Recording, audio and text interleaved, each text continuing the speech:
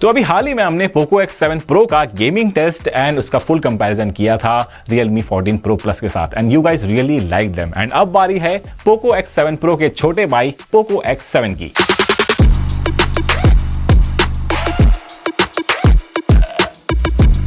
ये फोन आता है अराउंड 21,000 रुपीज का, जिसमें मिलता है आपको MediaTek Dimensity 7300 ultra processor with LPDDR4X RAM and UFS 2.2 storage and बाकी बैटरी मिलती है आपको 5110 mAh की। एंड अगर आप जानना चाहते हैं कि प्राइस के हिसाब से Poco X7 का परफॉर्मेंस कैसा है तो आप बिल्कुल सही वीडियो में आए हो। मैं हूं Divyakant and you are already watching my smart price and without wasting any time let's quickly get into the video. तो यहाँ टेस्ट का प्रोसीजर बिल्कुल एज यूजुअल रहेगा, जिसमें बैटरी एंड ब्राइटनेस को कर दिया है हमने 100%। बाकी हर हाफ एन आवर में फोन का temperature and battery drop check करेंगे। FPS मीटर हमारा फोन के ऊपर की साइड एज ऑलवेज विजिबल रहेगा। स्क्रीन रिकॉर्डिंग के लिए हमने थर्ड पार्टी ऐप का यूज किया है सो दैट हम इसका मैक्सिमम फ्रेम रिकॉर्ड कर पाए। तो भाई सबसे पहले इनिशियल टेम्परेचर मेजर कर लेते हैं। यहाँ रूम का टेम्परेचर है अराउंड 23.4 डिग्रीज एंड फोन के बैक पैनल का है अराउंड 27.5 डिग्रीज और फ्रंट में आए तो लगभग 27.3 डिग्रीज के आसपास। तो भाई सबसे पहले गेम से शुरुआत करते हैं जो कि है BGMI। अब यहाँ पर एक चीज नोटिस करी हमने कि जब भी इसका गेम टर्बो मोड ऑन कर रहे हैं हमारा screen recorder and FPS meter crash कर रहा है, और भाई गेम टर्बो मोड ऑन नहीं करेंगे तो इसका FPS जो है 60 FPS के ऊपर नहीं जाता है। एंड सैडली स्क्रीन रिकॉर्डिंग और FPS मीटर के चक्कर में हमें गेम टर्बो मोड को ऑफ करना पड़ेगा। तो यहाँ पर सबसे पहले देख लेते हैं BGMI की सेटिंग। आपको मिलती है स्मूथ प्लस एक्सट्रीम जो कि 60 FPS है एंड हाईएस्ट जाता है HDR ग्राफिक्स के साथ अल्ट्रा फ्रेम रेट जो कि लगभग 40 FPS के अराउंड मिलता है। तो यहाँ लगातार 1 घंटे तक BGMI खेलेंगे। तो शुरू करते हैं सबसे पहले स्मूथ प्लस एक्सट्रीम सेटिंग में and as you can see the graphics are clear. Frame rate भी काफी स्मूथ लग रहे हैं अभी के लिए। तो अब देखते हैं कि 60 FPS के अराउंड कितना फ्रेम ड्रॉप होता है। अब यहाँ लैंडिंग के वक्त थोड़ा सा स्टटर फील हो रहा है एंड फ्रेम थोड़ा सा ड्रॉप भी हुआ है अराउंड 32 FPS तक, लेकिन उसके बाद सब कुछ स्मूथ सा लग रहा है। और अभी भी यहाँ पर काफी स्मूथ चल रहा है और आगे आप देख सकते हैं कि घर पे एक स्क्वाड है एंड रश करते वक्त भी फ्रेम ड्रॉप नहीं हो रहा है विच इज रियली गुड।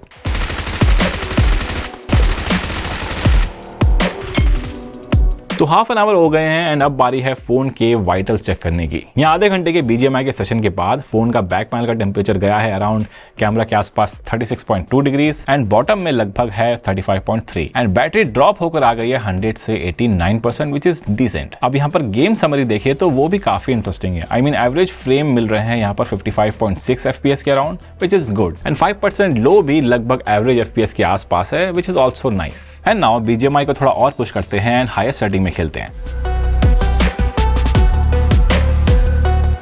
अब इस सेटिंग में कुछ जगहों पर FPS 30 FPS से थोड़ा नीचे भी आया है। आप देख सकते हैं कि फ्रेम ड्रॉप इतना ज्यादा नहीं हो रहा है कि गेम प्ले में कोई असर हो। बाकी ग्राफिक्स वगैरह आपको इस सेटिंग में काफी अच्छे मिल जाएंगे। 1.5 के रेजोल्यूशन वाला डिस्प्ले है जिसके चलते आपको डिटेल्स वगैरह काफी बढ़िया मिल जाते हैं और कलर रिप्रोडक्शन एमोलेड डिस्प्ले के चलते आपको और भी जबरदस्त मिल रहे हैं इस सेटिंग में। बस वही है कि आपको यहाँ पर थोड़ा सा फ्रेम से कॉम्प्रोमाइज करना पड़ेगा अगर आपको इस सेटिंग में खेलना है बढ़िया ग्राफिक्स के साथ। बाकी गेम खेलते वक्त ऐसा कहीं मेजर फ्रेम ड्रॉप नहीं हुआ जिससे कि आपको रश करने में कहीं प्रॉब्लम आए। नाउ इसी के साथ BGMI खेल के 1 घंटा हो गया है एंड नाउ फोन का स्टेटस चेक कर लेते हैं। तो बैक पैनल का टेम्परेचर गया है कैमरा के अराउंड 35.4 डिग्रीज और इतना ही लगभग नीचे की साइड में भी मिलेगा आपको। फ्रंट में गया है मैक्सिमम 35.8 डिग्रीज। तो BGMI के हाईएस्ट सेटिंग में भी फोन गर्म ज्यादा नहीं हुआ और बैटरी भी इसके गिर के आ गई है लगभग 81%। तो मान लीजिए कि लगभग 10 से 11% हर आधे घंटे में गेमिंग के वक्त बैटरी ड्रॉप हो रहा है। बाकी इस गेम प्ले की समरी देखें तो यहाँ पर एवरेज FPS एंड 5% लो दोनों ही काफी सही मिल जाते हैं। तो ओवरऑल BGMI के हिसाब से फोन आपको बढ़िया गेम प्ले देता है। एंड नाउ अब बारी है कॉल ऑफ ड्यूटी मोबाइल की एंड लेट्स सी यहाँ सेटिंग कौन सी मिलती है। तो जैसे कि आप देख पा रहे हैं यहाँ आपको लो ग्राफिक्स के साथ मिलता है अल्ट्रा फ्रेम रेट जो कि 120 FPS है एंड वेरी हाई ग्राफिक्स के साथ मिलेगा आपको वेरी हाई फ्रेम रेट जो कि 60 FPS के अराउंड होना चाहिए। लेकिन यहाँ पर देखते हैं कि हमें FPS कितना एक्जैक्टली मिलता है। तो लो प्लस अल्ट्रा सेटिंग में खेलते हैं सबसे पहले। वैसे इस सेटिंग में यूजुअली 120 FPS मिलता है बट यहाँ पर आप देख सकते हैं कि 60 FPS पे कैप्ड है। अब इसके पीछे रीजन ये भी है कि क्योंकि हम स्क्रीन रिकॉर्डिंग कर रहे हैं और FPS मीटर भी, जिसकी वजह से गेमिंग मोड हम ऑन नहीं कर रहे हैं क्योंकि वो ऑन करने पे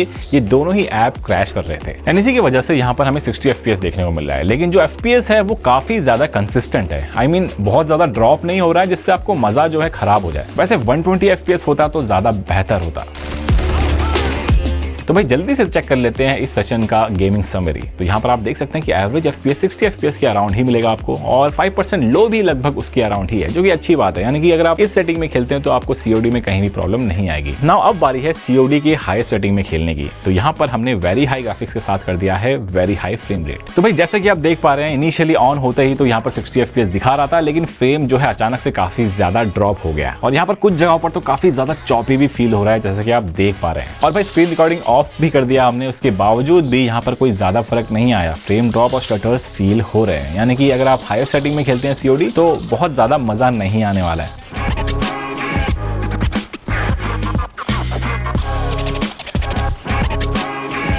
तो देखो, अगर आप COD मोबाइल खेलोगे ना, तो इस फोन का जो बेस्ट सेटिंग है वो रहेगा लो ग्राफिक्स के साथ अल्ट्रा फ्रेम रेट। मैं यही सजेस्ट करूंगा। अगर आप हाई सेटिंग में खेलते हो तो आपको काफी ज्यादा स्टटर्स फील होंगे। तो भाई इसी के साथ आधा घंटा हो गया है COD खेल के। जल्दी से फोन का टेम्परेचर देखते हैं। तो यहाँ बैक की साइड में टेम्परेचर गया है 38.5 डिग्री सेल्सियस, वो भी कैमरा के अराउंड, एंड फ्रंट की साइड में गया है 37.6 डिग्री मैक्स। बाकी बैटरी देखे तो वो गिर के आ गई है 72%, जो कि एवरेज वही 10 to 11% के आसपास ही गिरा है। ना भाई धमाकेदार BGMI एंड COD के सेशन के बाद अब फाइनली बारी आती है जेंशिन इम्पैक्ट की, and this game is really beautiful when it comes to graphics and animations. यहाँ पर हमने सब कुछ मैक्स सेटिंग पर चलाया है, एंड यूजुअली एक्सपीरियंस इस प्राइस सेगमेंट वाले फोन के इतने बढ़िया नहीं होते हैं इस गेम के, बट फिर भी यहाँ पे हमें एवरेज FPS मिल रहा है लगभग 25 से 30 FPS के अराउंड। यानी कि इसी में ये फ्लक्चुएट कर रहा है। मतलब जैसे ज्यादा ग्राफिक्स एलिमेंट आ रहे हैं, जैसे कि आप देख पा रहे हैं ऊपर की साइड में फ्रेम रेट लगभग 25 to 22 FPS के आसपास भी चला जाता है।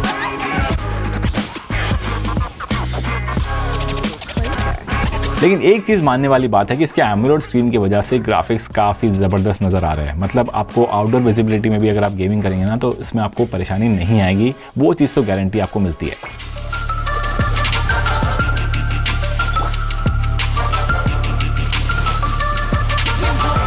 एंड फाइनली 2 घंटे हो चुके हैं, and now it's time for the final checkup. अब 2 घंटे के एक्सट्रीम गेमिंग टेस्ट के बाद फोन की बैटरी गिर के आ गई है लगभग 62%, एंड बैक पैनल का टेम्परेचर गया है 38.6 डिग्री मैक्स, एंड फ्रंट की साइड में अराउंड 37.8 डिग्री सेल्सियस। नाउ अगर आप जेंशिन इम्पैक्ट की गेमिंग समरी देखें तो यहाँ पर एवरेज FPS है लगभग 26.9। बाकी 5% लो की हालत आप देख सकते हैं, जो कि हमें भी गेमिंग के दौरान फील हो रहा था, लगभग 3.5 FPS के अराउंड, जो कि काफी कम है। नाउ देखो, इस गेमिंग टेस्ट के बाद कुछ चीजें तो काफी क्लियर हो गई है। सबसे पहले कि यहाँ पर जो हीट मैनेजमेंट है ना फोन का, वो काफी बढ़िया मिल जाता है। BGMI जैसे गेम्स आप अगर 60 FPS में चलाएंगे स्मूथ प्लस एक्सट्रीम सेटिंग में, तो आपको अच्छा फ्रेम रेट मिल जाएगा लगभग 60 FPS के बाद। लेकिन अगर आप थोड़ा सा सेटिंग चेंज करके हाईएस्ट सेटिंग में जाते हैं इसका, तो वहां पर ये थोड़ा चॉपी हो जाता है। यही चीज हमें COD में भी देखने को मिला, और यही चीज जेंशिन इम्पैक्ट में भी। मतलब ये चीज तो क्लियर है कि इस प्राइस के हिसाब से this not the best gaming phone, लेकिन आपको जो ओवरऑल चीजें मिलती है ना, जैसे कि इसका IP रेटिंग वगैरह हो गया, बढ़िया क्वालिटी का डिस्प्ले जो कि आपको कर्व्ड स्क्रीन मिलता है, मतलब ये सारी चीजें ना ऐड ऑन करती है। लेकिन अगर आपको सिर्फ और सिर्फ गेमिंग परफॉर्मेंस वाला फोन चाहिए ना, इस प्राइस में आपको इससे बेटर ऑप्शंस मिल जाते हैं। लेकिन अगर आपको पोको का ये फोन लेना है, तो मैं सजेस्ट करूंगा आप लास्ट ईयर का इनका प्रो वर्जन ले सकते हैं। उसमें आपको कम पैसे भी खर्च करने पड़ेंगे,